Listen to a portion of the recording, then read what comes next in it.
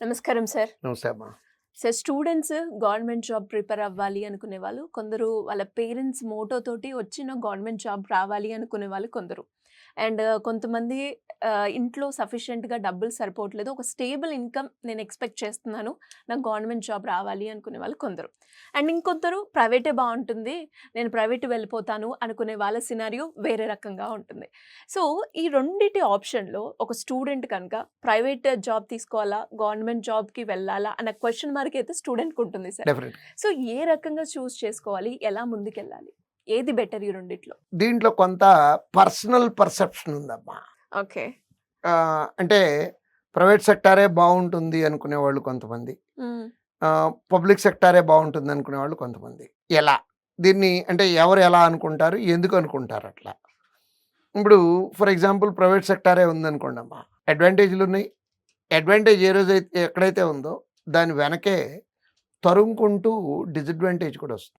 అట్లా అని private sector బాగోదు అని నేను అంటలేదు. ఉన్న వాస్తవాలు మాట్లాడుకుందాము. Private sector versus public sector అంటే ఇందాక మీరు అడిగారు క్వశ్చన్లో, పేరెంట్స్ ఎక్కువ మంది ప్రైవేట్ సెక్టార్ నుంచి కాకుండా పబ్లిక్ సెక్టార్కి వెళ్ళమంటున్నారు. హ్మ్. కారణం ఏంటంటే అమ్మ వాళ్ళ అనుభవం. అంటే ప్రైవేట్ సెక్టార్లో వచ్చేటప్పటికి అప్ అండ్ డౌన్స్, బాగున్న రోజుల్లో బాగుంటున్నాయి, బాగున్న రోజుల్లో సడన్గా ఉద్యోగం తీసేస్తున్నారు. ఆ రోజు దాకా బతికినటువంటి బతుకు ఒకటైతే నెక్స్ట్ డేకి వచ్చేటప్పటికి ఏం చేయాలో అర్థం కావట్లేదు.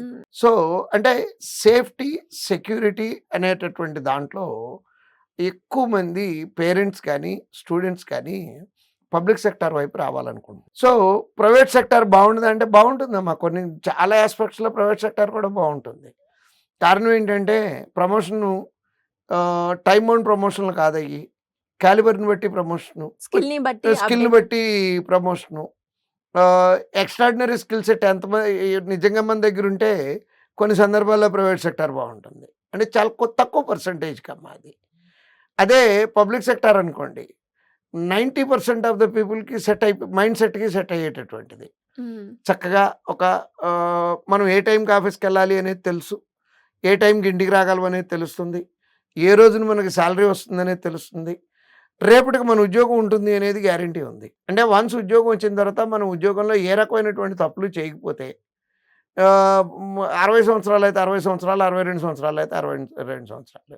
బట్ ప్రైవేట్ సెక్టార్లో వచ్చేటప్పటికి ఇవాళ ఆ అప్ అండ్ డౌన్స్ అనేది కొంచెం స్పీడ్గాను ఎక్కువగాను ఉంటున్నాయి. పొద్దున్నే ఆఫీస్కి వెళ్ళేటప్పుడు నువ్వు ఉద్యోగం, సాయంత్రం ఆఫీస్ నుంచి వచ్చి ఇంటికి వచ్చి కూర్చునేటప్పటికి ఉండట్లేదు. అంటే వాళ్ళ రూల్స్ రెగ్యులేషన్స్ వాళ్ళకు ఉన్నాయి. అటు మూలాన ఇమీడియట్గా ఉద్యోగాలు పోగొట్టుకోవటం, లైఫ్ స్టైల్ డిస్టర్బ్ అవటం, ఇట్లాంటివన్నీ ఎక్కువగా జరుగుతున్నాయి. పబ్లిక్ సెక్టార్ అనుకోండి, మోస్ట్ కంఫర్టబుల్. రూపాయి తక్కువ వచ్చినా నమ్మకంగా వస్తుంది. కాకపోతే ఏంటంటే ప్రైవేట్ జాబ్ తొందరగా వస్తుంది, పబ్లిక్ సెక్టార్ జాబ్ రావాలంటే కొంచెం ఎఫర్ట్స్ కావాలి. కాలేజీ నుంచి అలా బయటికి రాగానే just like that public sector job అయితే రాదు. కనీసం ఒక 6 నుంచి ఎంత తెలివితేటలున్నా సరే నార్మల్ టైం అనేది డెఫినెట్గా పడుతుంది. ఆ టైం ఎంత ఉంటుంది అంటే మినిమం 8 months ఉంటుంది. అదే ప్రైవేట్ సెక్టార్ జాబ్ అనుకోండమ్మా, మార్నింగ్ క్యాంపస్లో ఇంటర్వ్యూ అంటాడు, మధ్యాహ్నానికి రిటర్న్ టెస్ట్ క్లియర్ అయింది అంటాడు, సాయంత్రానికి గ్రూప్ డిస్కషన్ అంటాడు, రాత్రి 8ంటికి ఇంటర్వ్యూ అంటాడు, 10 గంటలకి సెలక్షన్ వచ్చిందని చెప్తారు.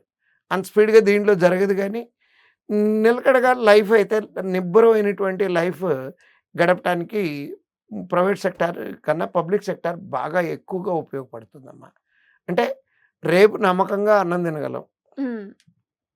నా పిల్లలకి ఇవాళ నేను ఇచ్చినటువంటి లైఫ్ స్టైలు నేను బతికున్నంతకాలం ఇవ్వగలను. ఆ కాన్ఫిడెన్స్ మనలోనూ, మన పిల్లల్లోనూ, మన చుట్టూ మన మీద ఆధారపడిన అందరికీ ఇవ్వగలుగుతాము.